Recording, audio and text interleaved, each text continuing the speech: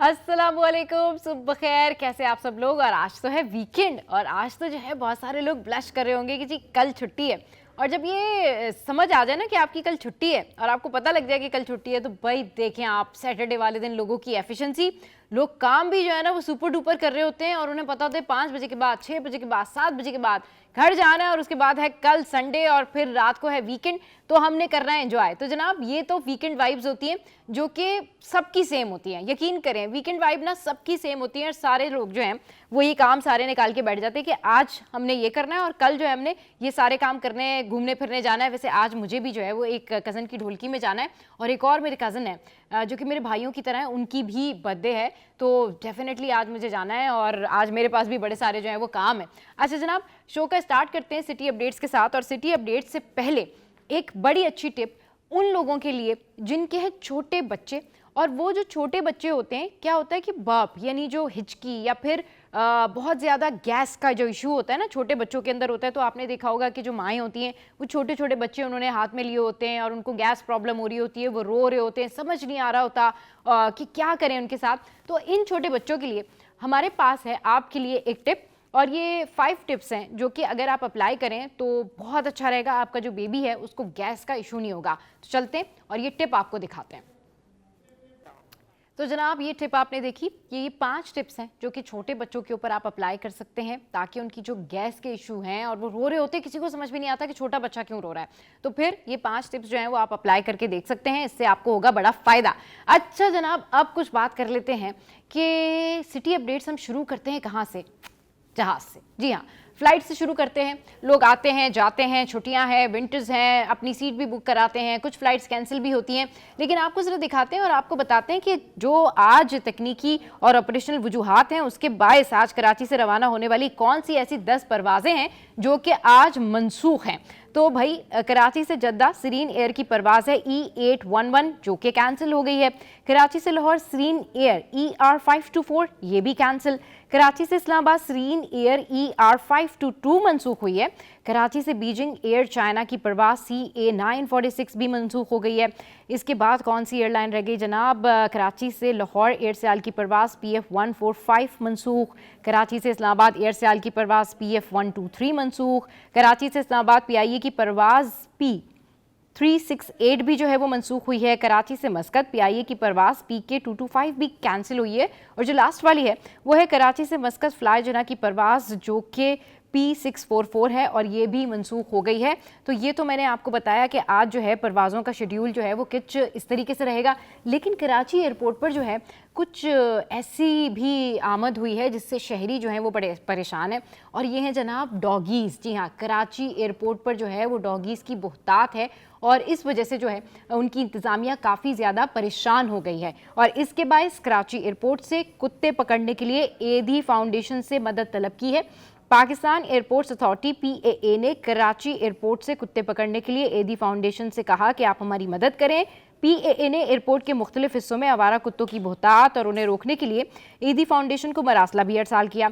अब कराची एयरपोर्ट के जो मैनेजर हैं एयर साइड इकराम बेग, उनकी जानिब से एदी फाउंडेशन को ख़त लिखा गया जिसमें उन्होंने कहा कि जनरल एविएशन एरिया समेत एयरपोर्ट के इतराफ घुसाने वाले आवारा कुत्तों के खात्मे के लिए एदी फाउंडेशन से मदद की दरख्वास्त की गई है। ख़त में कहा गया है कि एदी फाउंडेशन का अमला एयरपोर्ट की हदूद में मौजूद कुत्तों को पकड़कर ले जाए ताकि ये शहरियों को तंग ना करें। ख़त में बताया गया है कि कुत्ते फ्लाइट सेफ्टी और तैयारों के लिए बहुत बड़ा खतरा हैं और इसके अलावा चंद दिन कबल कराची एयरपोर्ट के जनरल एविएशन एरिया और इतराफ में कुत्तों की मौजूदगी की खबर के हवाले से भी हमने आपको ज़ाहिर अपडेट किया था और आपको बताया था कि ये इशूज़ हैं और इससे जो है वो कितनी ज़्यादा प्रॉब्लम होती है। तो जनाब ये तो हमने आपके साथ में शेयर किया कि किस तरीके से हमारी जो फ़्लाइट्स हैं वो मनसूख हो गई हैं और करंटली जो एयरपोर्ट है हमारा वहाँ पर क्या क्या प्रॉब्लम आ रही है। अच्छा, ट्रैफ़िक अपडेट की हम बात करते हैं, लेकिन ट्रैफ़िक अपडेट में ना आज ट्रैफ़िक तो वैसे मामूल के मुताबिक ही है। हाँ, वीकेंड में अब जाहिर सी बात है शाम को ट्रैफ़िक का दबाव होगा और लोग जो हैं वो ज़्यादा से ज़्यादा शारा फैसल ही इस्तेमाल कर सकते हैं। लेकिन अभी जब मैं आ रही थी, यानी कि अभी मैं जब ऑफिस के लिए आ रही थी, तो रास्ते में मैंने एक अजीब जो है वो हादसा देखा और समझ में नहीं आता कि ये डंपर चलाने वाले किस तरह से डंपर चलाते हैं, क्यों इनको ख्याल नहीं होता, किन किन हवाओं में होते हैं, ये कौन सी ये सवारी पे होते हैं। तो ये आप देख सकते हैं, ये मनाजिर हैं, ये अभी सुबह सुबह के मनाजिर हैं जब मैं आ रही थी ऑफिस की तरफ ना घर से। तो ये लियाकत अशरफ ब्रिज है जिसकी चढ़ाई से पहले सिटी स्कूल के सामने ये डंपर आप देख सकते हैं कि उलट गया। ट्रैफिक यहाँ पे जैम होना शुरू हो गया था और फिर उसके बाद ये सुबह 7 बजे के करीब ये हादसा पेश आया था और जो ड्राइवर है इसका वो भी मामूली जख्मी हुआ और फिर इस ड्राइवर को तिब्बी इमदाद के लिए अस्पताल तो मुंतकिल कर दिया गया है। डंपर को हटाने का काम जारी है और आप देख सकते हैं कि कितनी बुरी तरीके से ये डंपर जो है वो डैमेज हुआ है, इतनी बुरी तरह ये डंपर डैमेज हुआ है। एंड आई डोंट नो कि ये इस तरह से क्यों डंपर चलाते हैं, क्या इनको ऐसा इशू होता है, क्यों नहीं ये देख के चलाते। और आज स्कूल की छुट्टी थी, अगर स्कूल की छुट्टी नहीं होती तो आप सोचें कि फिर कितना ज़्यादा जो है वो नुकसान हो सकता था। तो इस तरह से जो ये डंपर वाले होते हैं, ये ट्रॉलर वाले हजरात होते हैं, भाई लोगों देखभाल के चलाया करें। आपके आसपास और भी अल्लाह की मखलूक घूम रही होती है जो कि बेचारे बाइक्स पर होते हैं, छोटे छोटे बच्चे होते हैं। और अच्छी बात ये थी कि आज स्कूल की छुट्टी थी, वरना और ज़्यादा नुकसान हो सकता था, खुदा ना खास्ता। चलिए जी, कुछ टाइम तो बढ़ रहा है और अब आपकी ग्रॉसरी की बातें भी कर लेते हैं। तो ग्रॉसरी में आज क्या पका रहे हैं हम, दालें, गोश्त या चिकन? अच्छा जी, तो जो दालें पका रहे हैं वो ज़रा दालों के दाम सुन लें कि आज क्या है दालों के प्राइस। तो दालों की जो प्राइस है वो है, दाल मूंग है 409 यानी 409। इसके बाद चने की दाल जो है वो आपको 369 मिलेगी यानी, और फिर उसके बाद दाल मसूर जो है वो 295 है, दाल साबुत मसूर जो है वो है 279 और दाल माश जो है वो है 525। वाइट चना जो है वो 369 है, ब्लैक चना जो है वो 299 है, रेड लोबिया 600 और वाइट लोबिया जो है वो है तकरीबन 409। तो ये हैं दालों के रेट जो कि मैंने आपके साथ में शेयर किए। Right now we will go on chicken. तो जिन्होंने आज चिकन बनाना है, और वैसे चिकन बहुत सारे लोग बना रहे होंगे आज क्योंकि आज वीकेंड भी है, कल संडे है, तो चिकन के रेट मैं आपके साथ में शेयर कर लेती हूँ। चिकन के रेट हैं, ये ब्रायलर मुर्गी जो है ये 400 की है। इसके अलावा जो गोश्त है वो है 640 रुपये का ये गोश्त है जो कि आप देख सकते हैं और साथ में आप अंडों के जो रेट्स हैं वो भी देख सकते हैं कि क्या क्या जो है वो रेट्स हैं इस वक्त।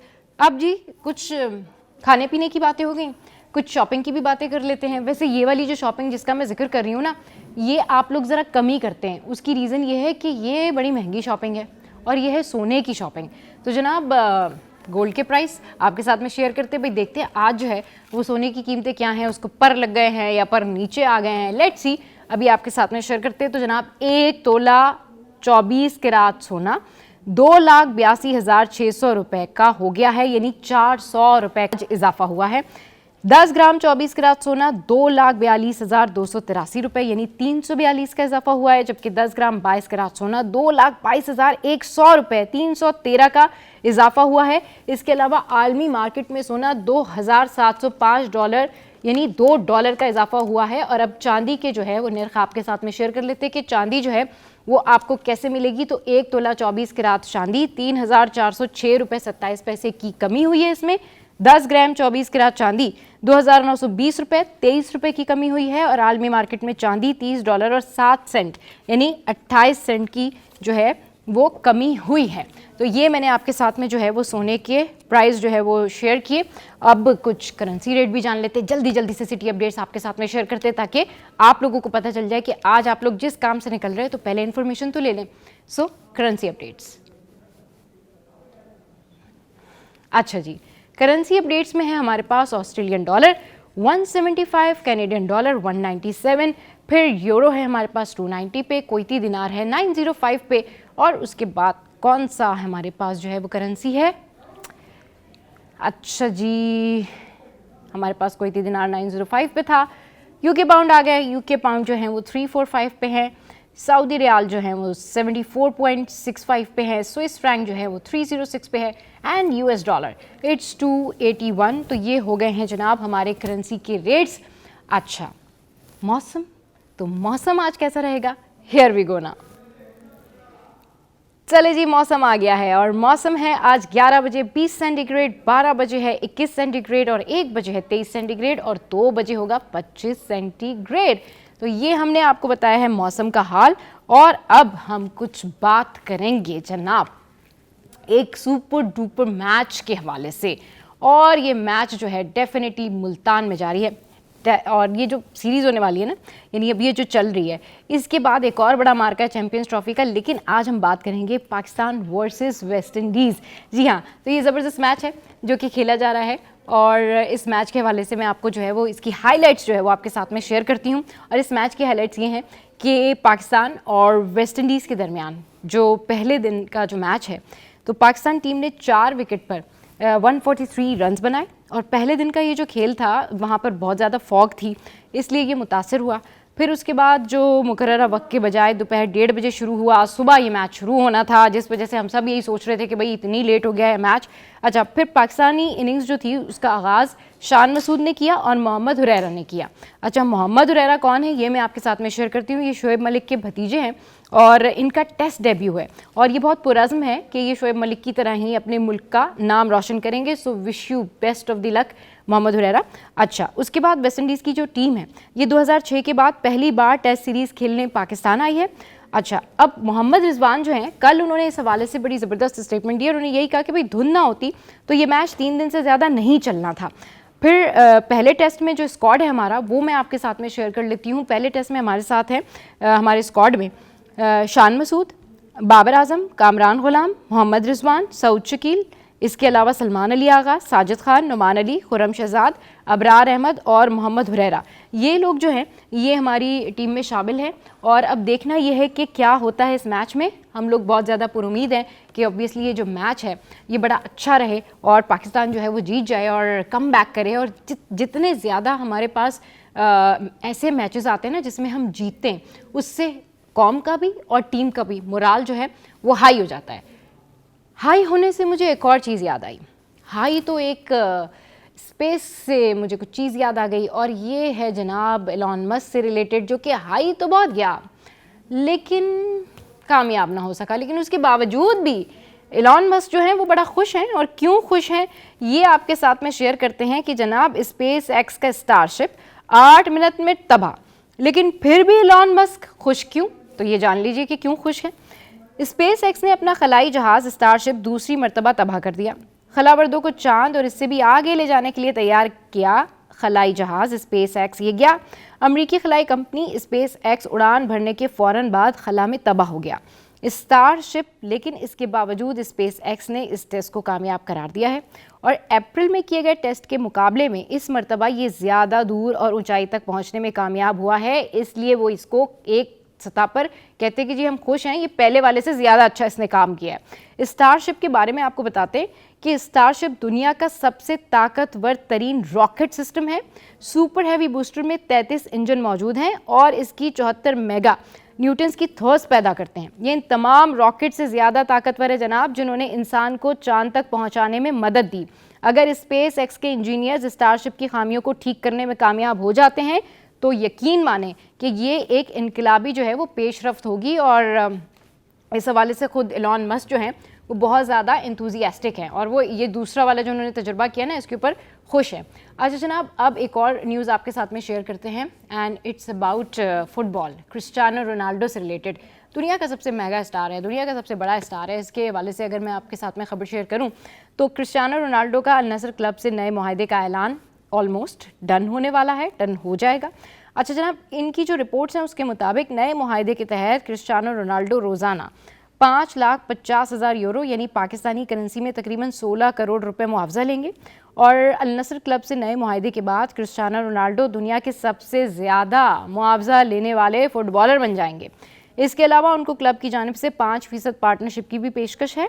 ये अल नसर क्लब की जानिब से रोनाल्डो की खेल और उनके जो रवैये पर एतमाद का इजहार है वो भी है। इसके अलावा अल नसर क्लब रोनाल्डो की सरबराही में एक मजबूत टीम भी तश्कील देने का ख्वाहिशमंद है ताकि वो मैदान में दीगर क्लब्स का भरपूर अंदाज से मुकाबला कर सकें।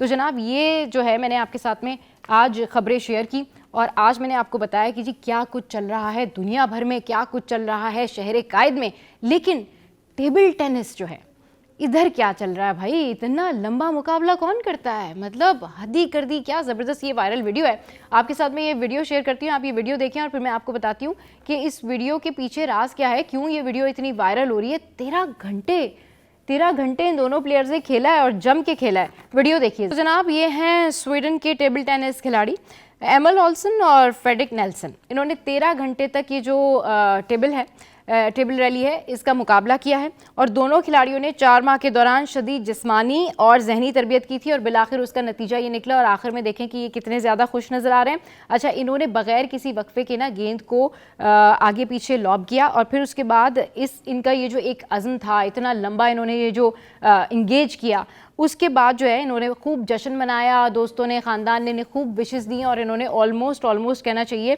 कि मल्टीटास्किंग जो है वो चीज़ की है। तो ये मैंने आज आपके साथ में जो है चीज़ें शेयर की, लेकिन शेयर करने को और बहुत कुछ है और टॉप स्टोरीज़ पे बात होगी। इसके अलावा आज हमारे टॉपिक्स जो हैं वो भी बड़े ज़बरदस्त हैं, डिज़ाइनर भी हमारे साथ होंगे और हम आपको बताएंगे कि भाई कौन सा फैशन इन है, कौन सा फैशन आउट है। लेकिन ये सारी चीज़ें होंगी इस ब्रेक के बाद, और ब्रेक के बाद जब वापस आएंगे तो टॉप स्टोरी आपके साथ में शेयर करेंगे, हमारे सीनियर रिपोर्टर्स हमें ज्वाइन करेंगे। Stay with us, keep watching City at 10।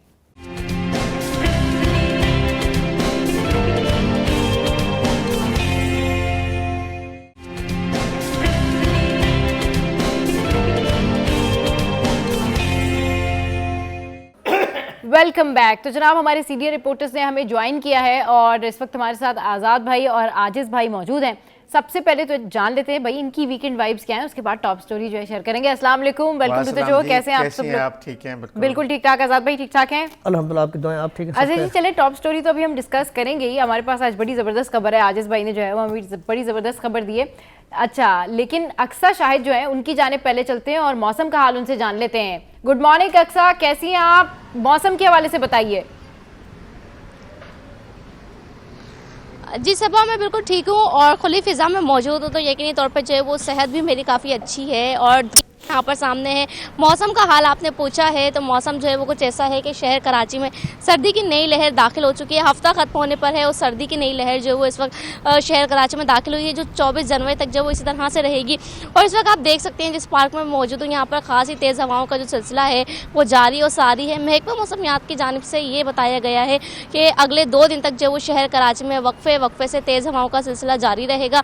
इस वक्त जो हवा में नमी का तनासुब है वो 35% जो वो रिकॉर्ड किया जा रहा है और शहर में जो हवाएं चल रही हैं वो 18 किलोमीटर फ़ी घंटा रफ्तार से चल रही हैं, जबकि ज़्यादा से ज़्यादा जो है वो आज महकमा मौसमियात की जानिब से इम्कानात ज़ाहिर किए गए हैं वो 35 किलोमीटर तक जो है वो ज़ाहिर किए गए हैं। इस वक्त जो मौजूदा दर्जा हरारत है वो 19 सेंटीग्रेड जो है वो रिकॉर्ड किया गया है और गुज़िश्ता रोज़ कम से कम दर्जा हरारत 14 सेंटीग्रेड रिकॉर्ड किया गया था। आज ये बताया जा रहा है कि 10 सेंटीग्रेड तक जो है वो रिकॉर्ड किया जा सकता है, यानी कल से 4 सेंटीग्रेड जो है वो आज कम देखा जाएगा। और मुझे भी यहाँ पर बड़ी सर्दी लग रही है। मैं एक पार्क में मौजूद हूँ, फेडरल हॉल में, जहाँ पर चंद रोज़ पहले मेयर कराची मुर्तज़ा वहाब ने जो फूलों की नुमाइश का इफ्तिताह किया था। और मैं आपको यहाँ पर दिखाऊँ कि बड़े प्यारे प्यारे से मुख्तलिफ़ इक़साम के फूल जो है वो यहाँ पर रखे हुए हैं, जिसकी नुमाइश के लिए लोग जो है वो यहाँ पर आ रहे हैं। डक्स पाउंड्स भी जो है वो यहाँ पर बना दिए गए हैं, लिहाजा शहर के पार्क जो अगर इस तरीके के हों और फिर मौसम सुहाना हो तो फिर कराची वालों को तो सिर्फ बहाना चाहिए होता है घरों से निकलने का। तो सुबह का ये वक्त है और बड़ा खूबसूरत सा जो है वो मौसम है, लेकिन शहर का फ़िज़ाई मेयार अगर हम बात कर लें तो ये इस चीज़ में जो है वो हम पीछे रह जाते हैं दरख्तों की कमी के बायस, क्योंकि दरख्त कम होने के बायस जो हमारा फ़िज़ाई मेयार जो है वो बद से बदतर होता जा रहा है। आज भी कराची जो है वो तकरीबन 4थे नंबर पर है पाकिस्तान के आलूतरीन शहरों में, और दुनिया के आलूतरीन शहरों में कराची जो है वो इस वक्त 8वें नंबर पर है। इस वक्त जो हवा में आलूदगी के ज़र्रात हैं वो 180 पार्टिकुलेट मीटर रिकॉर्ड किए जा रहे हैं, जबकि माहिरीन ये बताते हैं कि 100 से 200 पार्टिकुलेट मीटर जो है वो इंसानी सेहत के लिए इंतहाई ख़तरनाक साबित होते हैं, क्योंकि जो हवा में आलूदगी के ज़र्रात छोटे छोटे हैं वो सांस के ज़रिए जो है वो हमारे फेफड़ों में जाके जो है हमारी सेहत को मुतासर कर सकते हैं। तो लिहाजा शहरी मास्क का इस्तेमाल लाजमी करें, मौसम को लाजमी इंजॉय करें, क्योंकि जनवरी जो है वो महकमा मौसमियात के मुताबिक दुनिया का सर्द तरीन महीना जो है वो जनवरी होता है। और ये भी देखा जा रहा है जो इस साल शहर कराची में ठंड पड़ी है वो यकीनी तौर पे जो है वो गुज़िश्ता चंद साल का जो है वो रिकॉर्ड तोड़ने वाली है। जी बिल्कुल ठीक कह रही है अक्सा, और साथ साथ मैं ये भी कहना चाहूँगी कि आप वहाँ पर मौजूद हैं तो एंजॉय भी करके आइएगा, वॉक भी करके आइएगा। और हम कहते हैं ना कि सर्दियों में सॉलिड कलर्स जो हैं बड़े अच्छे लगते हैं, तो आप पे ये जो वायलेट कलर है बड़ा अच्छा लग रहा है। ठीक है, अपडेट करने के लिए शुक्रिया।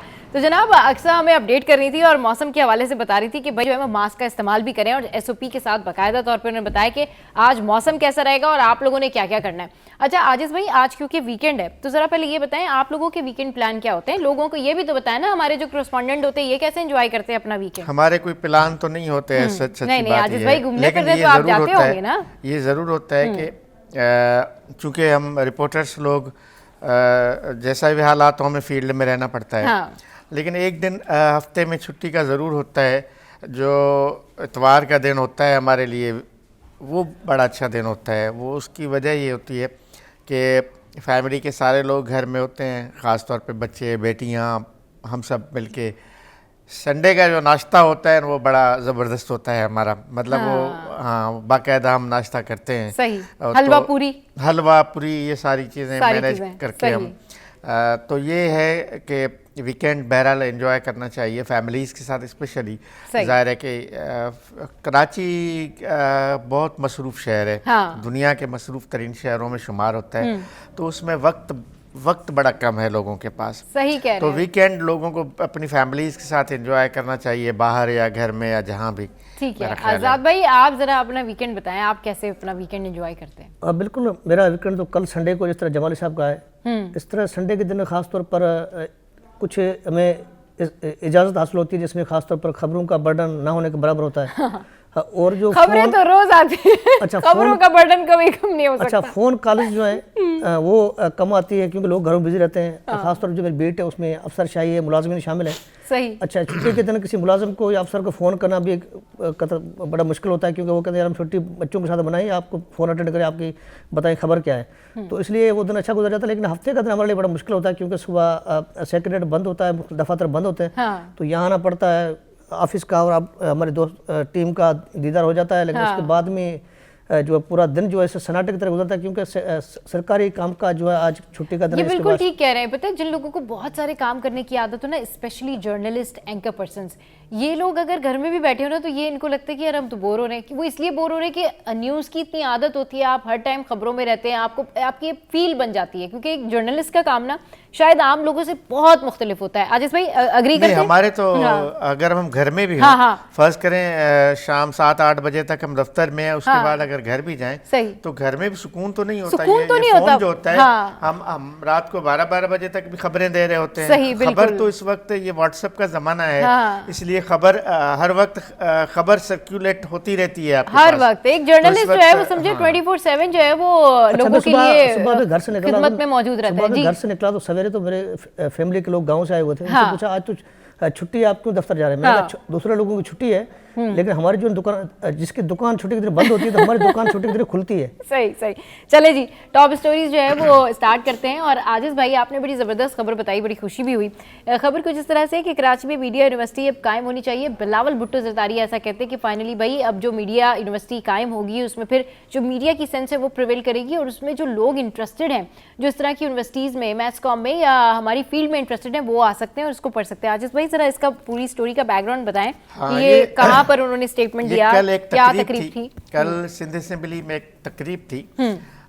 सिंध की जो दस्तूर साज असेंबली थी, हाँ। उसकी याद में एक तकरीब थी असेंबली में। अच्छा। और ये बड़ी तकरीब भी वैसे खूबसूरत थी। उसमें अच्छा। मीडिया से वाबस्ता बड़े नामवर लोग थे। उसमें चूंकि तकरीब एक टीवी चैनल की तरफ से थी, तो उसमें मीडिया इंडस्ट्री के बहुत सारे बड़े फेमस लोग उसमें शरीक थे। चले इस पे अगर हम डिटेल डिस्कशन करें उससे पहले अगर आजिज़ भाई का हमारे पास रिपोर्ट हो और पैकेज हो तो ज़रूर बताएं, ताकि फिर आजिज़ भाई की पैकेज जो है वो हम चलाएंगे, उसके ऊपर फिर और डिटेल जो है हमारे सामने आ जाएगी। जी आजिज़ भाई, तो उसमें सुल्ताना सिद्दीकी जो ड्रामा का एक बड़ा नाम है, माजी में पाकिस्तान के पीटीवी के बहुत शानदार ड्रामा सुल्ताना सिद्दीकी ने प्रोड्यूस किए पीटीवी में।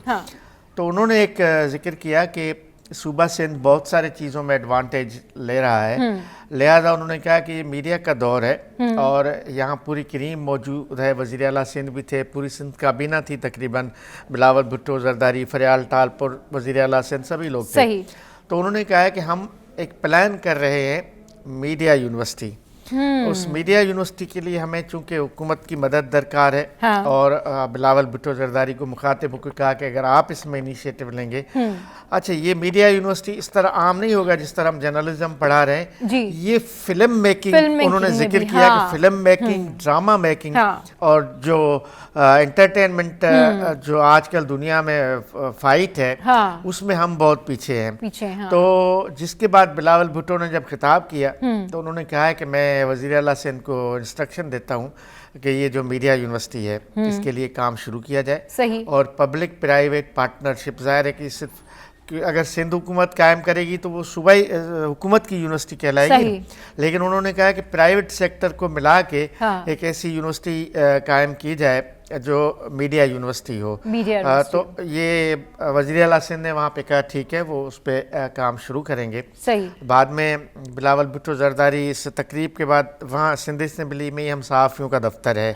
सिंध पार्लियामानी रिपोर्टर्स एसोसिएशन का, तो वहाँ भी आए, तो फिर वहाँ भी इस पे बात हुई। तो उसने काफ़ी अच्छी बातें की। उसने कहा कि आज देखें सोशल मीडिया का ज़माना है, आप लोग भी जो यूट्यूब तो आजिज़ भाई क्या उनकी जानिब से कहा जा रहा था कि एक चले ठीक है, उन्होंने ऐलान तो कर दिया भाई होनी चाहिए, लेकिन कोई इनिशिएटिव, कोई इसका बैकग्राउंड उन्होंने कुछ नहीं, ये तो अब आएगा ना, अब इस पे ज़ाहिर है थोड़ा वक्त लगेगा इसका। अब ये ऐलान चूंकि जिस फरीक ने किया, सुल्ताना सिद्दीकी ने, पहले तो उनको उसको प्रैक्टिकल शक्ल में लाना होगा, यानी उसकी पूरी एक फिजिबिलिटी होती है, उसकी एक प्रैक्टिस। उसके बाद सिंध गवर्नमेंट चूंकि ये कर सकती है कि जब ये यूनिवर्सिटी का बिल सिंध असेंबली में आएगा, क्योंकि हर यूनिवर्सिटी को चार्टर सिंध असेंबली देती है, सिंध असेंबली बिल की सूरत में असेंबली में पेश किया जाता है। कल भी एक बिल पेश हुआ था डैनिंग यूनिवर्सिटी का। आज़ाद भाई आप बताएं कि आप को क्या लगता है कि जिस तरह से सुल्ताना सिद्दीकी ने ये एक आइडिया पेश किया कि यूनिवर्सिटी होनी चाहिए, उसके बाद बिलावल भुट्टो ने भी कहा कि हाँ मीडिया यूनिवर्सिटी होनी चाहिए, हम बातें भी बहुत कर लेते हैं। अभी जैसे आजिज़ भाई ने बताया कि भाई ये तो अब जिन्होंने आइडिया प्रेजेंट किया है वो अपनी पूरी फिजिबिलिटी रिपोर्ट लेकर आए, फिर वो असेंबली में जाएगी, फिर उसके बाद वहाँ से जो है वो उसको करारदाद पास करेंगे कि भाई ये बन भी सकती है मीडिया यूनिवर्सिटी या नहीं बन सकती है। तो इट्स अ लॉन्ग प्रोसेस। तो ऐसे ऐलानात कर देने में और इम्प्लीमेंट कर देने में कितना आपको फ़र्क नज़र आता है? क्योंकि मुझे बड़ी खुशी हुई जब मैंने ये सुना कि भाई बिलावल भुट्टो जरदारी ने ये कहा है कि मीडिया यूनिवर्सिटी होनी चाहिए। भाई होनी चाहिए, बिल्कुल होनी चाहिए।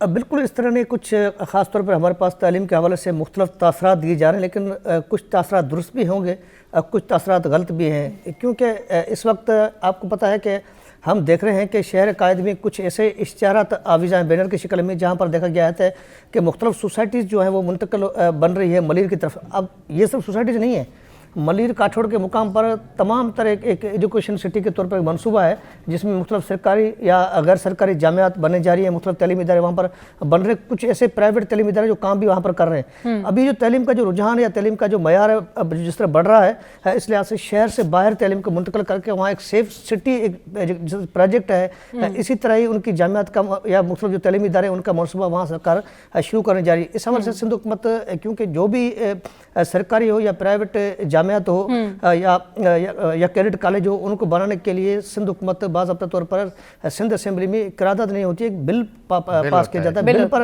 अगर किसी मेंबर को एतराज़ है तो वो चला जाता है कायमा कमेटी के पास, कायमा कमेटी उस पर बाकायदगी से डिस्कस करेगी किस चीज़ पर किसका क्या एतराज़ है, उसको किस तरह ख़त्म किया जाए, उसमें कौन सी शिक पर किसको एतराज़ है वो ख़त्म किया जाए, कौन सी नई शिक को शामिल किया जाए। उसके बाद बाज़ाब्ता तौर पर ये बिल सिंध असेंबली पास करती है। करने के बाद में ये बिल सिंध असेंबली सेक्रेटरी महकमा कानून की मार्फत अरसाल करता है गवर्नर साहब को, गवर्नर साहब उन पर दस्तखत करता है, जिसके बाद वो गजट कापी बन जाती है, जिसके बाद वो कानून का हिस्सा बनता है। एक इदारे को बनाने के लिए बाज़ाब्ता तौर पर उनको कानूनी शक्ल दी जाती है, जिस तरह कानूनी, बिल्कुल सही कह रहे हैं कि पूरी प्रॉपर जो है ना वो एक कानूनी शक्ल दी जाती है। अच्छा जनाब, यहाँ वक्त एक ब्रेक का, ब्रेक के बाद जब वापस आएंगे तो आपको आजिज़ भाई की रिपोर्ट दिखाएंगे और इस पर मजीद डिस्कस करेंगे कि अगर ये मीडिया यूनिवर्सिटी बनती है तो ऑब्वियसली इससे कितना फ़ायदा होगा और कैसे अब इस मामले को इनिशिएट किया जाए, क्योंकि ऑब्वियसली इस बारे में बात तो हुई है। So stay with us, keep watching City at 10।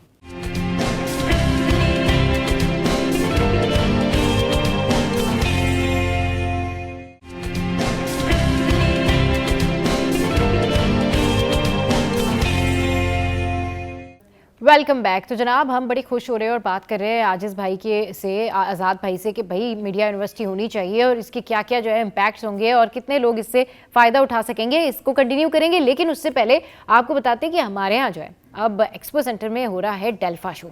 ये डेल्फा शो जो है वो कैसे हो रहा है, क्या अभी इस वक्त करंट सिचुएशन है, वहाँ पर क्या माहौल है, क्या ज़बरदस्त जो है वो वहाँ पर चीज़ें तरतीब दी गई हैं, इस हवाले से मज़ीद तफसीलात जो है वो जानेंगे। हमें ज्वाइन किया है अयाज भाई ने। अयाज भाई गुड मॉर्निंग, कैसे हैं आप? कैसे मनाजिर देख रहे हैं आप डेल्फा शो में? एंजॉय कर रहे हैं या नहीं कर रहे हैं आप सुबह सुबह? Very good morning. आपके मॉर्निंग शो में आज हम जो है डेल्फा से शामिल हो गए हैं। आप आवाज़ें भी सुन रही होंगी और चीज़ें जिस तरीके से हम देख रहे हैं यहाँ पर लाइव स्टॉक के हवाले से जो ये सिंध हुकूमत की बड़ी कोशिश है और ये कामयाब शो करार दिया जाता है जब भी किया जाता है, क्योंकि हम ये वो तरीक़ा कार है जिसको हम कहते हैं ना कि जल्द से जल्द जो ये चीज़ें दुनिया में जो डिमांड है ना चीज़ों की इससे पूरी की जा सकती हैं। हमारे पास ये मुल्क के अंदर ऐसी ऐसी नस्लें मौजूद हैं, अक़साम के जानवर मौजूद हैं जिनकी अफजाइश करने के साथ साथ जिनकी दुनिया में जो है बड़ी मांग है। इस वक्त मेरे साथ ऑफिशियल डॉक्टर सुहेल मौजूद हैं जो खुद इसी लाइफ स्टॉक डिपार्टमेंट से, उनसे डिटेल्स जान लेते हैं। सर, बड़ा ज़बरदस्त शो जा रहा है, क्या तैयारियां दूसरा दिन है आज? माशाल्लाह बहुत अच्छा जा रहा है, आप खुद देख रहे हैं, बहुत तादाद में लोग आ रहे हैं इधर और वो मज़े ले रहे हैं। फ़ीमेल्स भी आ रही हैं, ये टोटल जो है ना फैमिलीज़ के हिसाब से है। तो अल्लाह के करम से पूरी सिंध से हमारे पास जानवर आए हुए हैं। आप मुख्तलिफ़ अक़साम की जो हैं बकरियां और गाय भैंसें वो हमारे पास हैं। अच्छा, कल रात भी ज़रा एक वाक़या हो गया बड़ा, जिसके वो बना के यहाँ पे कुछ इंतज़ामी करंट लगने से 2 गायों की भी अमाद हो गई, जो बहुत महंगे जानवर थे जिनका बताया जा रहा है बैल जो थे। वो क्या वाक़या हुआ, कुछ बताएंगे उसकी डिटेल?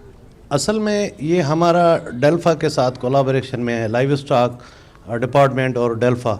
तो उनकी जो मार्की है वहाँ पे उनके अपना लाइटिंग से ये पाइप में कोई तार वार का मसला हो गया था, बाकी तो सच अपना डिपार्टमेंट का उसमें कोई भी नहीं है। अच्छा, तो बाकी शो का ज़बरदस्त है, 3 दिन चलेगा। आज इसकी टाइमिंग क्या वैसे कुछ लेट कर दी गई है? अभी तक हम देख रहे हैं कि जानवरों के सामने टेंट लगे हुए हैं, वो बंद हैं, अभी कब से ये खोल दिए जाएंगे इसको? ये तकरीबन 10:30 बजे, कल सीएम साहब आ गए थे, 10:30 बजे इनागोरेशन हुई थी।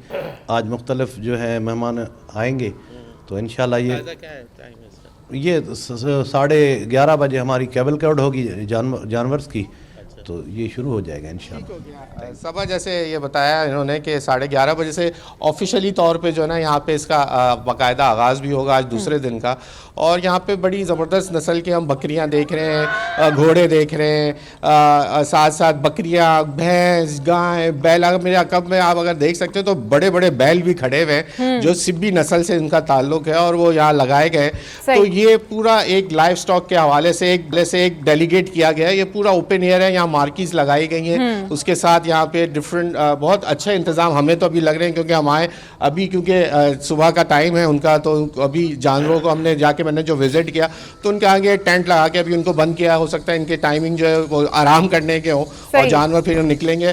सुबह मॉर्निंग वॉक करते हुए आपको जो है वो जानवर नज़र आ रहे हैं, सुबह लेके आ रहे हैं वक्फे वक्फे से लोग अपने अपने। तो ये वो क्योंकि मौसम सर्द है इस हवाले से कुछ आज हवाएं भी तेज़ हैं, तो यहाँ मौसम की टाइमिंग की वजह से यहाँ पे लेट नाइट की वजह से जो ये लाइटिंग की गई और उसकी वजह से जो रात वाक़या जो भी हमने आपको भी बताया कि एक जो जिना कैंप जो इंक्लोजर बनाया गया और लियाकत अली इंक्लोजर का जो उनका मार्की लगाई गई है उसके अंदर जो है वो एक मशहूर फार्म के 2 जो है वो बड़ी कीमती जो गायें थी उनके साथ जो ये वाकया पेश आया। और वो चलिए जी, ठीक है आज भाई, आपने हमें अपडेट किया, बाकायदा तौर पर बताया कि इस वक्त जो है वो क्या हो रहा है। और ऑलमोस्ट अभी जो है एक्टिविटी, फुल ऑन एक्टिविटी जो है थोड़ी सी देर के बाद वहाँ पर स्टार्ट होगी। तो लाइव स्टॉक से रिलेटेड वहाँ पर एक बड़ा ज़बरदस्त जो है वो मेला सजाया गया है। अच्छा जनाब, coming back to the story, media university.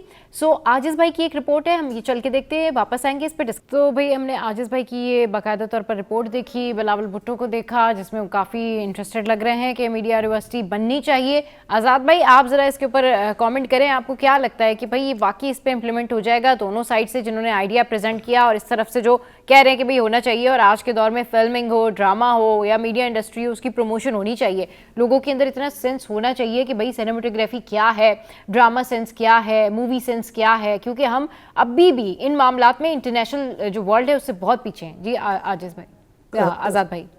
सच्ची बात यह है कि यूनिवर्सिटी का तो ऐलान हुआ, एक पहल ये हुई है कि एक दस्तूर साज असेंबली को जो है तारीख में पहली बार मेरे ख्याल से यहाँ सिंध असेंबली के अंदर याद किया गया। ये सिंध असेंबली वाहिद असेंबली है जिसने करारदाद पाकिस्तान मंजूर की, जिसके बाद में क़याम पाकिस्तान अमल में आया। और ये तारीख साज असेंबली है। इस असेंबली की अहमियत को उजागर करके एक नए मतलब उसकी पहल को आगे बढ़ाने के लिए जिस इदारे ने जो एहतमाम किया है, खासतौर निजी TV चैनल के मालिकान इंतजामिया ने, उन्होंने एक अच्छा स्टेप लिया है, जिससे ख़ासतौर पर हमारी जो तारीख है, कौमें वो तरक्की करती हैं जो अपनी तारीख को नहीं भूलती। ये तारीख को उजागर करने के लिए इवेंट का इनेकाद किया गया, जिसमें चेयरमैन पाकिस्तान पीपल्स पार्टी बिलावल भुट्टो जरदारी और दीगर जो अरकान असम्बली थे वो भी इसमें शरीक हुए। होना ये चाहिए था कि दीगर जमातों के भी अरकान शायद थे नहीं, जमल साहब थे।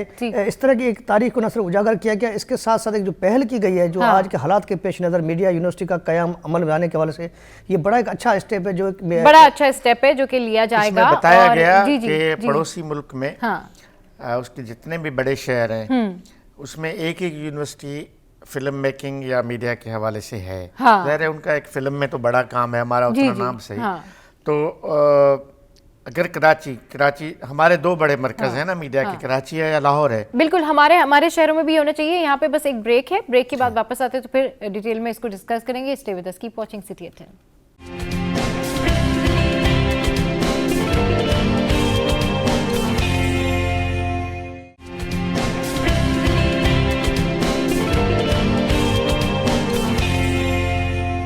अच्छी खबरें जो है वो आने का सिलसिला जारी है और वीकेंड पे जो है ना यही एक्सपेक्टेशंस होती हैं कि भाई आज जो है कोई ऐसी मार धाड़ वाली खबरें नहीं आए। लेकिन खैर शहर में वैसे भी बहुत कुछ हो रहा है, लेकिन अभी जो पॉपअप स्टोरीज है वो हम आपके साथ में शेयर कर रहे हैं। सिंध काबीना ने 8000 इलेक्ट्रिक बसें चलाने की मंजूरी दे दी है। That's really great. सिंध काबीना ने national radio and telecommunication corporation NRTC को 8000 इलेक्ट्रिक बसें चलाने की मंजूरी दी है और ये मंजूरी जो है वो थर्सडे को CM की ज़ेर सदारत सिंध काबीना का इजलास हुआ। 4.5 घंटे तवील ये इजलास हुआ। इजलास की इनसाइड स्टोरी क्या है आजिज़ भाई? हाँ बिल्कुल अच्छी स्टोरी है। मैं समझता हूँ कि क्योंकि हम बरसों से ये बात चिल्ला रहे हैं कि कराची में ट्रांसपोर्ट का एक मसला है। अभी जो सिंध गवर्नमेंट ने अपनी इनिशिएटिव पे पीपल्स बस और इलेक्ट्रिक बसें ले आए हैं, उनकी तादाद कुछ 400 के लगभग है इस वक्त।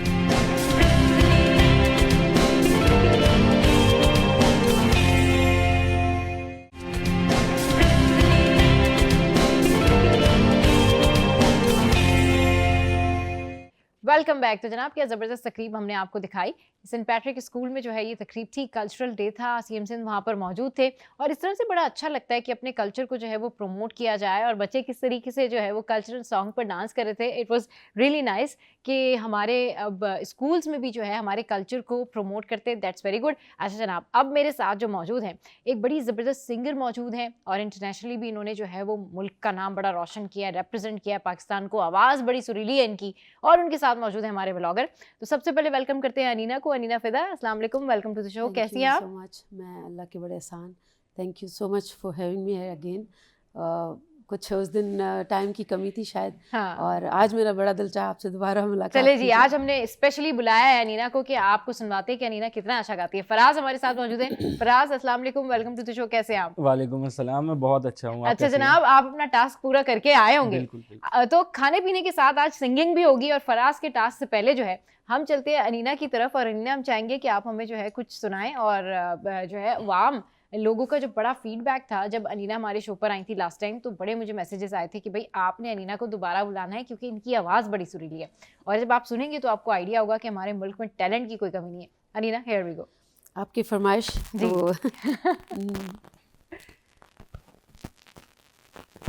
इश्क ते आतिश नू ही बराबर अते इश्क दा ताओ तिखेरा आतिश साड़े दी कख ते काने अते इश्क साड़े दा जेरा आतिश नू ते पानी बुझावे दसो इश्क दा दारू केड़ा आखे पीर फरीदा ओते कुछ नहीं बचदा जिते इश्क लालेंदा डेरा यार डाडी इश्क आतिश लाई है यार डाडी इश्क आतिश लाई है वे यार सानू वे दोस्तानू लग गई बे अख्तियारी हो सानू लग गई बे अख्तियारी सीने दे विच दा समाई है यार डाडी इश्क आतिश लाई है, यार डाडी इश्क आतिश लाई है। इश्क जो आया मैं सिर चाई, इश्क जो आया मैं सिर चाई, हो शर्म हया पले सट विनाई, घटी घटी जा घुमाई है, यार डाडी इश्क आतिश लाई है, दोस्त डाडी इश्क आतिश लाई है। ज़बरदस्त जो है वो ये आपने गाया है और आपकी आवाज़ जो है माशाल्लाह, अल्लाह ताला ने आपको वाकई बहुत प्यारी आवाज़ दी है अनीना, और बहुत अच्छा आप गाती हैं। फराज हमारे साथ मौजूद है। फराज जी, आपने अपने टास्क का क्या किया ये बताएं। आपने चाइनीज का कहा था, 3 डिशेस का, और मैं 3 डिशेस लेके आया हूँ। चले जी, ठीक है। Thai chilli chicken with rice, Korean fried chicken और dragon sizzling chowmein. Dragon sizzling chowmein, नाम थोड़े से हार्ड हैं। हाँ, और तीनों ये आपने डिशेस ढूंढी है या आपने क्या ये क्या गेम्स ढूंढे हैं आपने? अच्छा, तीनों आइटम्स जो है ना सिजलिंग में सर्व किए जाते हैं। अच्छा, कोरियन और थाई आप सोच रही होंगी चाउमिन चाइनीज में क्यों है, तो ऐसा नहीं है कि डिशेस वो हैं, डिशेस चाइनीज ही हैं, लेकिन कोरियन टच है और उसका थाई टच है। और जो कोरियन फायर चिकन है वो चाइनीज हट पे गया था मैं, गुलिस्तान जौहर में। सही। अब वहाँ के जो ऑनर है उनका दावा था कि पूरे पाकिस्तान में उनके अलावा कोरियन फायर चिकन किसी के पास मौजूद नहीं है। सही। अब उसकी स्पेशलिटी क्या थी कि उन्होंने उसको चिकन की ग्रेवी जिस तरह बनाते हैं, मैरिनेटेड चिकन वो बनाया और उसको बड़ा थिक उसका ग्रेवी थी वो बनाया, उसके बाद उन्होंने सिजलिंग में निकाला। लेकिन जब वो बना रहे थे ना तो आग की बड़ी बड़ी लपटें उठ रही थी, आग भड़क रही थी। तो छोड़ें जनाब, ये देखें आप, ये सिजलिंग जो है डिशेस रखी हुई है, जरा इसके ऊपर बताएं आप, ये क्या है? यही है कोरियन फायर चिकन। और जब वो लपटें निकल रही थी तो मैं समझा शायद इसी वजह से इसको फायर चिकन कहते होंगे। लेकिन सिजलिंग में निकालने के बाद उन्होंने उसके ऊपर से मोज़रेला चीज डाला और उसको मेल्ट किया है फायर गन के साथ। सही। तो वो एक बड़ी यूनिक चीज थी। ऑनर का ये कहना है कि ये कोई और कर नहीं सकता पाकिस्तान में। सही। और थाई चिली चिकन भी अच्छा था। अच्छा, उसमें कुछ ऐसी चीजें यूज होती हैं जिसके बारे में बहुत लोगों को वाकियत नहीं है। अब एक सब्जी है, इंग्लिश में उसका नाम है दिल, उर्दू वाले नहीं, इंग्लिश में नाम है दिल, और उर्दू में उसको कहते हैं सोहा। सही। वो डलता है और मस्टर्ड लीव्स हैं वो डलते हैं, तो स्पाइसी, वो बड़ी अच्छी चीज़ है। सही। और बीच की जो हमने एक चीज़ की थी dragon chowmein with sizzling, dragon sizzling chowmein, तो वो भी अच्छा था। ये इसमें फराज ये क्या, इसमें मसाला नमक शमक ये क्या डल रहा है? ये मसाला नहीं था, इसके ऊपर आग की लपटें भी आ गई, जिस जो आप जिक्र कर रहे थे ना, वो वाली लपटें भी आ गई आग की जनाब। अच्छा, बड़ा जबरदस्त, ये डिलीशियस सा लग रहा है। तो वहाँ पे जो लोग मौजूद थे उनका क्या एक्सपीरियंस था, क्या बता रहे थे? अच्छा 10 में से 9 लोग इनकी तारीफ करते हैं। इनका सक्सेस रेशो जो है वो 95% है। सही। और ये जो चाउमीन आप देख रहे हैं, इसकी खासियत ये है कि ये बाहर से इसकी नूडल्स नहीं मिलती इस तरह की मार्केट में। ये स्पेशलिटी, ये नूडल्स बनवाते हैं, एग नूडल्स हैं ये, खास तौर पे अपने लिए बनवाते हैं, और काफी मोटी और लंबी नूडल्स हैं मार्केट के हिसाब से। अच्छा। इनके जो रेट हैं वो बड़े बड़े रेस्टोरेंट्स के मुकाबले में काफी कम। और मेन्यू अगर आप इनका देखें तो ये हैरत की बात है कि 118 आइटम्स हैं इनके मेन्यू में। ओके। तो मैंने ऑनर से कहा कि सिर्फ ये दिखाने के लिए, तो उन्होंने कहा नहीं, आपको मेन्यू के पहले से लेके 118वें आइटम तक जो चीज चाहिए आप बोले, मैं ला के दूंगा। अनीना हमारे साथ मौजूद है और थोड़ी सी बातें अनीना से करते हैं। अनीना, खाने पीने का शौक है आपको? ऑब्वियसली आपको मेरी हेल्थ से भी लगा। डाइटिंग नहीं करती हम? डाइट खाना इसलिए जरूरी क्योंकि गाने में बड़ा आपको हिम्मत चाहिए होती है, हिम्मत चाहिए होती है ना। लेकिन कभी सोचा कि भाई मैंने डाइट करनी है, मतलब मैं डाइट करूंगी? नहीं, डाइट ऐसे तो बहुत ज्यादा मुरगन खाने नहीं खाए जाते हैं, जो म्यूजिक से रिलेट होते हैं, गले का ख्याल रखना पड़ता है, तो वो बहुत ज्यादा मुरगन नहीं खा सकते। लेकिन ये होता है कि आपने अच्छा एक अमाउंट जो है वो, अब जैसे आप मुल्क से बाहर जाती हैं, कॉन्सर्ट्स वगैरह करती हैं, वहाँ पर आप जाती है, तो वहाँ पर फिर क्या आपकी डिशेस होती है, क्या आप प्रेफर करती है भाई मुल्क से बाहर है क्या करें, अब क्या खाएं? अच्छा नहीं, मुझे जिस मुल्क में जाती हूँ मैं वहाँ के खाने जरूर ट्राई करती हूँ। अच्छा, खाने ट्राई मैं वहाँ के बहुत जहाँ पे भी जाती हूँ, अमेरिका या इवन फार ईस्ट कंट्रीज हैं, वहाँ के भी स्पेशल खाने में ट्राई करती हूँ ताकि उनके जायके में पता चले, क्योंकि मैं खुद एक रेस्टोरेंट ऑन करती हूँ। अरे वाह जी, ये भी आज राज खुला अनीना का खुद का भी रेस्टोरेंट है। किधर है भाई ये रेस्टोरेंट? ये है मेरा खड्डा मार्केट, अच्छा, फेज 5 में, DHA में। तो सिंधी कुजीन के नाम से मेरा है। अच्छा, जी, दैट्स ग्रेट। और उसमें सारे कल्चरल डिशेस एंड ऑल सब, क्योंकि मैं सब कल्चर मिलती को हैं। प्रेजेंट करती हूँ तो सिंधी खाने क्या हैं वो मैं ज़रूर लोगों को टेस्ट करवाती हूँ। और अरे वाह, माशाल्लाह ये तो बड़ी जबरदस्त बात है। तो आप इनका जो रेस्टोरेंट है वो भी ट्राई कर सकते हैं। मैं भी आऊंगी नहीं ना किसी दिन, मैंने भी जो है ना वो ट्राई करना है कि ये सिंधी कुजीन में आखिर क्या है। अच्छा जनाब, चले जी, आपका फराज का जो टास्क है ना, पहले मैं फराज को टास्क, फराज आपका जो अभी नेक्स्ट टास्क है ना, वो मैं सोच रही हूँ, मैंने पहले इनको लाहौरी दिया था चाइनीज़। अच्छा चाइनीज़ ना मैंने इनको आसान दे दिया था, मुझे लग रहा था चाइनीज़, लेकिन पता नहीं मैं किस स्टेट ऑफ माइंड में थी, मैंने ना इनको आसान टास्क दे दिया था। लेकिन अब मैं इनको बिल्कुल भी आसान टास्क नहीं देने लगी हूँ। अब मैं इनको देने लगी जो टास्क वो है जनाब, अब आपने चिकन नहीं लाना, अब आपने गोश्त में जो है यानी जो मीट है आपने उसमें जो है बिरयानी ढूंढ के लानी है, ठीक है, अच्छी। और इसके अलावा आपने साथ साथ हलीम लाना ढूंढ के, ठीक है। तो आपका ये जो है ना हलीम बीफ बिरयानी या अलग अलग? हाँ बिल्कुल अलग अलग, बीफ बिरयानी और बीफ हलीम, ठीक है, वो आपने ढूंढ के लाना है, लेकिन बिरयानी हो 12 मसालों वाली। जी जनाब, 12 मसाले में तो कोई कुछ भी कह दे, किसी जी को पता नहीं, नहीं जी चलता। नहीं, जी नहीं, वो बिरयानी होती है जी 12 मसालों की। अभी आप खुश हो गए होंगे ना कि अच्छा बीफ बिरयानी तो हर जगह मिल रही है ऐसी बात नहीं, ठीक वो है। बिरयानी आपने 12 मसालों की ढूंढ के लानी है और आपने साथ साथ हलीम ढूंढ के लाना है। चलिए हलीम तो आपको इजीली मिल जाएगा, लेकिन हमारा जो इनसे मुतालबा होता है ना वो ये होता है कि आपने डिलीशियस फूड ढूंढ के लाना है, ताकि इनको पता लगे, लोगों को पता लगे कि भाई यहाँ जाके आप अच्छा खाना खा सकते हो और आपके पैसे जो है ना वो बर्बाद नहीं हो। अच्छा नीना, मैं चाहूँगी कि आप हमें कुछ जो है ना वो सुनाएं, ताकि लोगों को भी ये पता चले कि जी अनीना जो है वो कितनी मल्टीटास्किंग है और मुख्तलिफ जो कलाम है, मुख्तलिफ जो चीज़ें हैं वो ये किस तरह से प्रेजेंट करती मैं है। आपको खड़ी नीम के नीचे सुनाती हूँ। हाँ, फोक एक आर्ट हाँ, आइटम है, बिल्कुल। तो ज़रूर सुने। होते पड़ियो रिंगड़ो वो रड़ियो रड़ियो जावे, सासु जी थारो छेलब मरियो मासा डरियो जावे। ओते पड़ियो रिंगड़ो वो रड़ियो रड़ियो जावे, सासु जी थारो छेलब मरियो मासा डरियो जावे। हो कना पुछा छेलब मरिया हे खली, यातड़ो बताड़ो माना चनी मानी वेकली। खड़ी नीम के नीचे, खड़ी नीम के नीचे हूँ ता हे खली, जातड़ो बताड़ो माना जानी मानी वेखली। जातड़ो बताड़ो माना चनी मानी वेखली। खड़ी नीम के नीचे होते पड़ियो रिंगड़ो वो रड़ियो रड़ियो जावे, सासु जी थारो छेलब मरियो मासा डरियो जावे। हो कना पुछा छेलब मरिया हे खली, जातड़ो बताड़ो माना छनी मानी वेखली।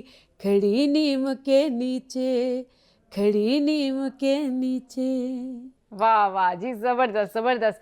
अच्छा अनीना, ये सॉन्ग सिलेक्शन या ये जो कलाम की सिलेक्शन होती है ये कैसे आप, मतलब आप पहले डिसाइड कर लेती हैं कि भाई मैं अगर फलां कॉन्सर्ट में जा रही हूँ, या फिर आवाम की जो वहाँ पे फरमाइश होती है कि अनीना आपने ये कलाम जो है ना वो पढ़ना है, ये कलाम आपने आज करना है, तो इस तरह से होता है फिर? अच्छा कॉन्सर्ट्स होते हैं तो उसमें हमने अपनी ऑब्वियसली एक लिस्ट तैयार करके जानी होती है, और परफॉर्मिंग होती है, लोग जो हैं वो एंजॉय करना चाहते हैं तो उस तरह की चंचल से कलाम और इस तरह के सॉन्ग्स। सही।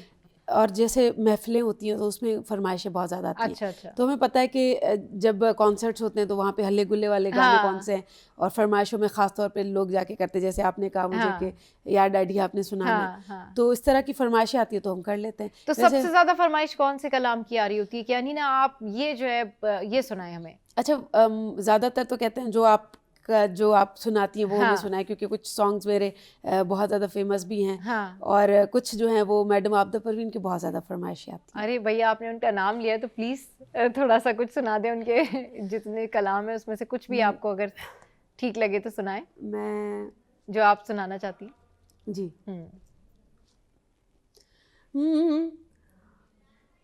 काजियां दी काह किताबां, काजियां दी काह किताबां, इश्क दी मंजिल अगे अगे वो काजिया काजिया केड़े मसले दसेंदाई काजिया केड़े मसले दसेंदाई इश्क शरा क्या लगे लगे लगे वो काजिया इश्क शरा क्या लगे लगे वो काजिया काजिया केड़े मसले दसेंदाई इश्क शरा। बहुत जबरदस्त, बहुत जबरदस्त। फराज, आपको इंटरेस्ट है सूफी कलाम में?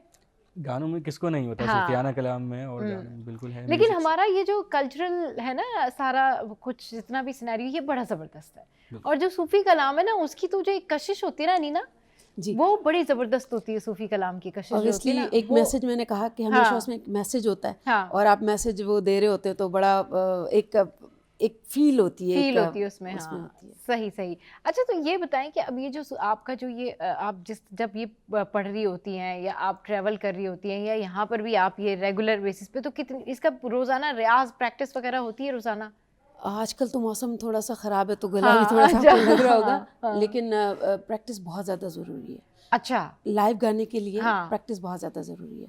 सही। आजकल तो लोग क्या करते हैं कि लिपसिंग कर लेते हैं, अच्छा। उसको गाना तो नहीं हाँ, कहा वो जाता जाहिर है। है फिर, और वो कुछ मेरे ख्याल में आवाज वो जो है वो ट्यूनिंग वगैरह की जाती है। सॉन्ग मेकिंग वगैरह जी, भी जी, कुछ जी। होती है ना, तो वो जी, जी। ट्यून भी कर रहे थे। ये क्या होता है इसके पीछे कॉन्सेप्ट? इससे कुछ बेहतर हो जाती है आवाज, सुरीली निकलना शुरू हो जाती है, ये क्या होता है नीना? सुरीली जो आवाज़ है वो आप जैसे लाइव आप गा रहे हैं और उसमें हाँ। मुर्कियाँ लगा रहे हैं, उसमें हाँ। कुछ हरकतें आप ले रहे हैं, हाँ। तो वो असल में गाने की जो असल जो जान होती है वही होती है कि आप गले से कौन कौन सी आवाज़ निकाल सकते हैं, किस तरह आप गले को नीचे ऊपर लेके जा सकते हैं। सही। कुछ होती हैं जो कि नाम तो हो जाता है लेकिन उनको गाना जो है वो हाँ। इतना प्रॉपर नहीं आता, क्योंकि सीखने का काम है सारा, काम है, क्लासिकल हाँ। से स्टार्ट होता सही। है।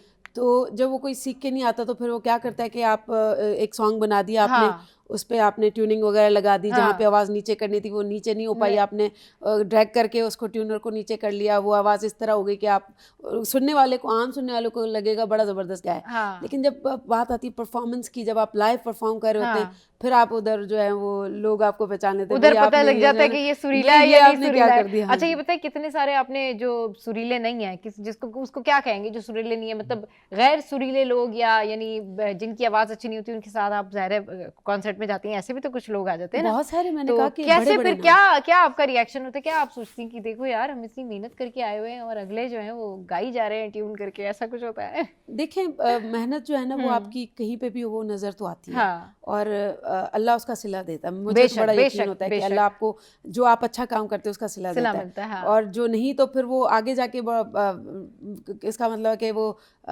गिर जाते हैं, कम पड़ जाते हैं, हाँ। या वो उनका बात है ना, कैरियर बहुत अल्टीमेटली ज़्यादा। टैलेंट गोज जी, ऑन। आप कुछ भी कर लें, लेकिन चलता आखिर में आपका टैलेंट, आपकी मेहनत ही चलती है। क्या मैसेज देना चाहेंगी उन लोगों को जो कि ये सूफी कलाम में या इस तरफ आना चाहते हैं, सूफी शायरी में आना चाहते हैं? क्योंकि बहुत सारे ऐसे लोग हैं जो, मतलब जब आप ये कलाम सुनते हैं ना, तो जाहिर है आप फैसिनेट होते हैं, आप अट्रैक्ट होते हैं, फिर आप जब सुनते हैं तो आप भी गुनगुनाने की कोशिश करते हैं, और बहुत सारे लोग जिनकी आवाज़ अच्छी है वो भी चाहते हैं कि हम इस तरफ आएँ। उनके लिए क्या मैसेज देंगी? वो कैसे स्टार्ट कर सकते हैं? क्योंकि बड़ा मुश्किल होता है ये एक्चुअली। सबसे पहले तो आप किसी उस्ताद के पास ज़रूर जाएं। आप अपने रेंज के हिसाब से, जो आपका रेंज होगा, हाँ। वो आपको बताएगा कि आपका गला किस पे ज़बरदस्त फिट होता है। अच्छा। बहुत सारे जॉनरास जैसे होते हैं, गज़ल, ठुमरी, क्लासिकल, नीम क्लासिकल, फोक, सूफ़ी, जो फिल्मी सिंगिंग है। अच्छा, जो अनीना ऐसे लोग होते हैं ना, वो कहते हैं बस हमने बचपन से गा रहे हैं और हमने गा लिया गाना, मतलब और वो फिर उसको आगे प्रोफेशनल भी बना लेते हैं, वो फिर सिंगर भी कहलाते हैं, वो बन भी जाते हैं सिंगर। कितना फ़र्क होता है, जैसे आपने किसी उस्ताद के बारे में बात की, उससे उनसे सीख कर आना और अपनी ही आवाज़ को, बस अपनी आवाज़ का जादू जगा के आगे बढ़ते जाना। ऑब्वियसली टैलेंट है तो आप अपनी आवाज़ पे भी जा सकते हैं, बट फ़र्क क्या आपको फील होता है? आपको कैसे पता चलता है कि इसने सिंगिंग सीखी हुई है या इसने सिंगिंग नहीं सीखी हुई? अच्छा, एक तो कंसुरा ज़रूर होता है वो बंदा, उसको अच्छा। मात्रे गिनना नहीं आता, क्योंकि हाँ। वो सारा गेम है मात्रों का। अच्छा। सॉन्ग ये एक किस्म की मात्रे क्या होते हैं ये? एक किस्म का मैथ्स है। अच्छा। सिंगिंग भी जो है वो एक बाकायदा तालीम है। अच्छा। उसमें जो है ना वो गिन के किए जाते हैं कि इतने चलिए जी, मात्रों के बाद क्योंकि टाइम बड़ा शॉर्ट है और अभी तो मैंने ये बात करना शुरू की थी मात्रे, सिंगिंग, क्लासिकल और ये सारा कुछ अभी अनीना ने बताना शुरू किया था, अभी टाइम शॉर्ट हो गया। नेक्स्ट शो में जब अनीना को बुलाना है ना तो अनीना से जो है ना वो हमने सिंगिंग की टीचिंग्स भी लेनी है ताकि आवाम भी जो है वो थोड़ा सा एजुकेट हो जाए, उसको पता चले कि भाई क्लासिकल सिंगिंग क्या है या रैंडम सिंगिंग आप कैसे कर सकते हैं, क्योंकि जो क्लासिकल गा सकता है वो सारी चीज़ें कर सकता है। और फराज हमारे साथ मौजूद है। फराज बहुत शुक्रिया। 12 मसालों की बिरयानी आपने भूलनी नहीं है, हलीम आपने भूलना नहीं है, ठीक है जी। तो बहुत शुक्रिया आप दोनों का, आप दोनों शो पर आए और बड़ा ज़बरदस्त सा जो है वो शो हुआ। लेकिन मुझे आइडिया आ गया है कि नेक्स्ट टाइम मैंने ना बस पता करके रहना है अनीना से कि क्लासिकल में क्या कुछ है। तो शो में यहाँ वक्त तो एक ब्रेक का, ब्रेक के बाद जब वापस आएंगे तो करेंगे फैशन की बातें, स्टाइल की बातें। Stay with us, keep watching city 810।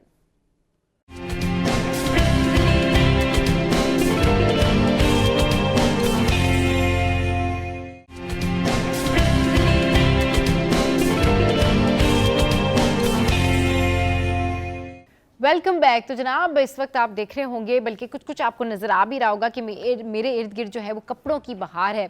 अच्छा जनाब, आज हमारे साथ हमें ज्वाइन किया है डिज़ाइनर्स हैं और फैब्रिक आर्टिस्ट जो हैं वो भी हमारे साथ मौजूद हैं। सबसे पहले मैं इंट्रोड्यूस कराऊंगी अमर से। अस्सलाम वालेकुम, वेलकम टू द शो। उसके बाद हमारे साथ शाहजहान है और फिर हमारे साथ शगुफ्ता हैं और ये हैं फैब्रिक आर्टिस्ट और इनका जो वर्क है वो भी हमारे सामने यहाँ पर प्रेजेंट है। लेकिन सबसे पहले हम अमर से बात करते हैं। अमर, आजकल जो है वो क्या स्टाइलिंग चल रही है, मतलब क्या लोग डिमांड कर रहे हैं और शादी सीजन भी बहुत है ना, तो क्या कुछ बना रही हैं आजकल आप लोगों के लिए? डिपेंड्स करता है क्लाइंट की चॉइस पे कि हाँ। वो क्या चाह रहा है। विंटर है तो विंटर स्टफ में हमारे पास फैब्रिक जो है वो वेलवेट है, उसके अच्छा। ऊपर हैंड वर्क हो रहा है, गोटा वर्क हो रहा है, हैंड पेंटेड वर्क हो रहा है। सही। तो डिपेंड करता है कि क्लाइंट क्या चाह रहा है। सही। तो आपकी उसकी स्टैंडी choice जो पे। है वो कहाँ है? स्टैंडी आपकी? तो ये अगर ये इनकी जो है वो स्टैंडी दिखाएं, अगर अमर की जो इसके ऊपर फोकस किया जाए तो आप इनके ड्रेसेस जो हैं वो ये देख सकते हैं कि इनके जो ड्रेसेस हैं वो बड़े ज़बरदस्त से ड्रेसेस हैं। और ये अगर जावेद भाई इसको फोकस करेंगे जल्दी से और दिखाएं ज़रा इनके ड्रेसेस कि इनके ड्रेसेस जो हैं वो कैसे हैं। तो ये वेलवेट अमर रखा हुआ है यहाँ पर साइड पे ना जी। ये 3 शर्ट्स वेलवेट की हैं, 3 पीस भी है, ठीक है। और प्लस इसमें फ्रंट पे जो है वो मूनलाइट का ड्रेस है। हाँ, प्लीज उसमें ये जो lining भी ये ब्लू attach है। वाला जो ड्रेस है ना, जी ये वाला, और ये वेलवेट का ये बड़ा अच्छा सा ड्रेस है जी। ये बड़ा प्यारा सा ड्रेस है। और इसके पीछे जो है ये कौन गरारा पेंट स्टाइल है। अच्छा, ये वाला वेडिंग के लिए है स्पेशली। अच्छा अच्छा अच्छा अच्छा, ये वेडिंग के लिए इस पे हैंड वर्क हुआ है, जरदोजी वर्क है, थ्रेड वर्क है। ओके ओके ओके ओके, सही। और अगर वो पीछे ग्रीन वाला भी दिखाएंगे ना जावेद भाई तो आपको पता लगेगा कि बड़े ज़बरदस्त जो है इनकी ड्रेसेस हैं। बिल्कुल विंटर कलेक्शन के लिहाज से ना आपकी ड्रेसिंग है अमर। मतलब मुझे ऐसा लगा कि आपने इसमें हर स्टाइल जो है वो रखा हुआ है। गरारा भी आपने यहाँ पर रखा हुआ है, प्रेजेंट किया हुआ है। फिर आपकी दीगर शर्ट्स भी हैं, काम वाली शर्ट्स भी हैं आपकी ना, बहुत पैनल, मतलब इस तरह जो लोग लाइट काम पसंद करते हैं। बिल्कुल तो लाइट वेट वर्क हुआ है और हर तरह का स्टाइल है। सिल्क ट्यूनिक्स भी है, वेलवेट में भी है, नेट पे भी एम्ब्रॉयडरी हुई हुई है, शिफॉन पे भी है। तो लाइट पार्टी वेयर और कैजुअल फॉर्मल सब मतलब मिक्सअप है। जो भी क्लाइंट डिमांड करेगा हमसे तो हम उसको प्रोवाइड कर सकते हैं। सही। अच्छा जी, शाहजहान कैसी हैं आप? ठीक ठाक? ठीक है, अल्हम्दुलिल्लाह। क्या आजकल बना रही हैं डिजाइन, क्या कर रही हैं लोगों के लिए? आजकल हम काम कर रहे हैं, मतलब जैसे पैनल वाले बॉटम चल रहे हैं आजकल, और ओपन शर्ट्स चल रही हैं। सही। और मतलब कॉलर वाली शर्टें, ओपन शर्टें, जेंट्स स्टाइल में जो चल रही है, सही, हम उस पे काम कर रहे हैं ज्यादातर। सही। तो ये आपकी स्टैंडी ये है? जी, ये हमारा ये जरा winter का अगर है। फोकस करें तो दिखाएं। ये आपकी कॉटन वेयर है क्या? नहीं, ये है सूसी नेट। अच्छा, सूसी पर है ये। अच्छा सूसी अच्छा पर है, अच्छा, सूसी कॉटन नहीं सही है। सही। सूसी कॉटन है ये वाली, उसमें बनाया, और कॉटन का भी है पीछे ड्रेस। अच्छा अच्छा, बिल्कुल बिल्कुल। अभी ये देखें, फोकस करें ना ड्रेसेस आपके, तो ये वाला सूसी का है? जी जी। अच्छा, तीनों सूसी के हैं। सही। ये है जी सूसी का ड्रेस और ये देख सकते हैं आप, ये जो फैब्रिक है वो बड़ा मजे का है। ये सर्दियों का सा फैब्रिक है। अच्छा, इसकी डिमांड आती है सूसी फैब्रिक? बिल्कुल आती है। अच्छा, आजकल तो सूसी ज्यादातर इन है, हाँ, फैशन में चल रहा है, क्योंकि वो तो कभी भी खत्म नहीं होता। सही। उसका कपड़ा इतना अच्छा होता है, खद्दर जैसे हम, वो भी खुद सूसी वाले स्टाइल में आता है। हाँ। तो ये इसकी डिमांड कम नहीं होती। डिमांड मुख्तलिफ मतलब डिजाइन में आ जाता है ये। हाँ। मुख्तलिफ डिजाइन। सूसी को हम पहले हम लाइनों वाले पे लाते थे, हाँ। अब ये इस तरह से उन्होंने बना लिया है। सही। तो इस तरह से बनता है इसका काम, और ये बहुत कम उसमें आता है। मतलब बहुत ज्यादा नहीं आता, जो पसंद समझते हैं इस बात को वो लोग फिर वेयर करते हैं इसको। वो लोग फिर वेयर करते हैं, सही है। नहीं इसमें भी ना जो डिज़ाइनर वेयर होता है ना, इसमें भी लोगों की बड़ी चॉइस होती है। किसी को कॉटन पसंद होता है, कोई जो है कोई क्या कहते हैं लॉन फैब्रिक के ऊपर जाता है। इवन विंटर में भी जो मोटी वाली लॉन होती है ना शाहजहां, बिल्कुल। मैं सही कह रही हूँ ना कि वो एक लॉन होती है जो बड़ी मोटी सी लॉन होती है, लोग बहुत सारे लोग उसको भी पहनना पसंद करते हैं। थोड़ी सी यूनिक चीज होनी चाहिए, हाँ कम होनी चाहिए, क्योंकि मार्केट में तो हर चीज भरी पड़ी है। हाँ सही है ना, एम्ब्रॉयडरी देखें तो आप हर जगह से ले हर जगह से, हाँ। और एक यूनिक चीज है कि जैसे ये डिजाइन है, ये यूनिक है, हाँ, मतलब बिल्कुल, हर ठीक है, जगह नहीं, ये सही। खास तौर पे बनवाया हुआ डिजाइन है, सही। तो हर जगह नहीं मिलेगा आपको। हाँ। तो बहुत सारे लोग जो है ना यूनिक चीज पसंद करते हैं, तो मेरा काम होता है, मैं जो कोशिश करती हूँ कि यूनिक बनाऊं, और इसी चक्कर में जो है ना मैं अक्सर लेट भी हो जाती हूँ। अच्छा, सही। सोचना पड़ता है ना कि क्या चीज करनी है। हाँ जी, डिजाइनर्स जितना सोचते हैं ना भाई, बाकी में इनसे ज्यादा तो कोई नहीं सोचता। लेकिन शगुफ्ता हमारे साथ मौजूद है। शगुफ्ता का काम थोड़ा सा डिफरेंट है, थोड़ा सा मुश्किल भी कह सकते हैं ना, कि जो यूनिकनेस की बात हो रही है ना, तो शगुफ्ता की तो बहुत ही ज्यादा कोई यूनिकनेस है। शगुफ्ता, ये फैब्रिक डिजाइन करना ये कितना मुश्किल काम है? सबसे पहले तो ये बताएं, आपका काम दिखाने से पहले ना मैं जरा ये सवाल कर लूं, कितना मुश्किल होता है ये? नहीं, कोई खास मुश्किल काम नहीं है। अच्छा, देखने में तो बहुत ऐसा लग रहा है कि बड़ा ही कोई मुश्किल काम है ये। देख, असल चीज़ है ये शौक की बात है। हाँ। ये मुझे बहुत, ये मेरे दिल से मेरा एक आइडिया निकलता है। हाँ। कलर करने बैठती हूँ ना, तो मैं कपड़ा लेके बैठी, हाँ। अचानक से खुद से माइंड में कलर आता है, ये लगा, फिर मैं लगाती हूँ और माशाल्लाह बहुत अच्छा जाता है। अच्छा जाता है आपका ना। अगर शगुफ्ता की चीज़ें ये दिखाएं आप, जो फैब्रिक इन्होंने बनाया है बड़ा ज़बरदस्त, मुझे तो यहाँ से तो देखने में तो बड़ा ज़बरदस्त फैब्रिक लग रहा है शगुफ्ता का। और ये कलरफुल फैब्रिक है जिसमें पिंक कलर भी यूज़ हुआ हुआ है, यहाँ पर रेड कलर भी जो है वो यूज़ हुआ हुआ है। और जो है ये जो कुछ और भी शगुफ्ता का काम है जो हम दिखा रहे हैं, ये देखें बेडशीट भी जो है इन्होंने जो है वो वाह ज़बरदस्त की पिंक जो है, पिंक कलर की बेडशीट, और ये ज़बरदस्त किस्म की बेडशीट उन्होंने बनाई हुई है। भाई ये है क्रिएटिव काम, ये कह रही है ना कि इंटरेस्ट होना चाहिए, लेकिन बाकी बड़ा सोच समझ के जो है वो बनाना, इस तरह के बैग्स, बेडशीट या फिर जो है वो सोफ़ा कवर, ये वाकई बड़ा, जिसको शौक़ होगा ना, ये शौक़ वाला बंदा ही जो है ना वो काम कर सकता है। ये बाकी तो ये काम करने जो है ना बड़े मुश्किल हैं। यहाँ पर भी जो शगुफ्ता का फैब्रिक है वो बड़ा ज़बरदस्त फैब्रिक है। अच्छा शगुफ्ता, ये बताएं, ये जो बेडशीट है इसकी जो, बल्कि शगुफ्ता का काम आप ज़रा फोकस करें तो ये आप देखें, ये कितनी ज़बरदस्त जो है ये शगुफ्ता ने, ये ज़रा आप बताएं शगुफ्ता, आपने जो चीज़ें बनाई हैं, पिंक वाला, ये गोल्डन वाला, लाइट पिंक कलर है ना, वो शादी मुबारक के हिसाब से बनाया है मैंने।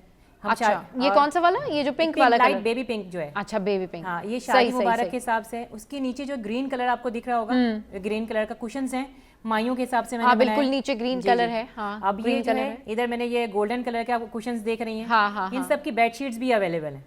ओके, अच्छा, ये जो गोल्डन वाला कलर है, हाँ, ये इसकी बेडशीट भी है? हाँ, नहीं इसका नहीं है। अच्छा, ये ग्रीन वाले का, रेड वाले का और ये ब्लू जो रखा हुआ है, हाँ, इन सब की बेडशीट्स भी हैं। इन सब की बेडशीट्स भी हैं। तो जनाब ये जबरदस्त सा काम है। टोट बैग्स। अच्छा, बेडशीट कितने की मिल जाती है ये फैब्रिक आर्ट में?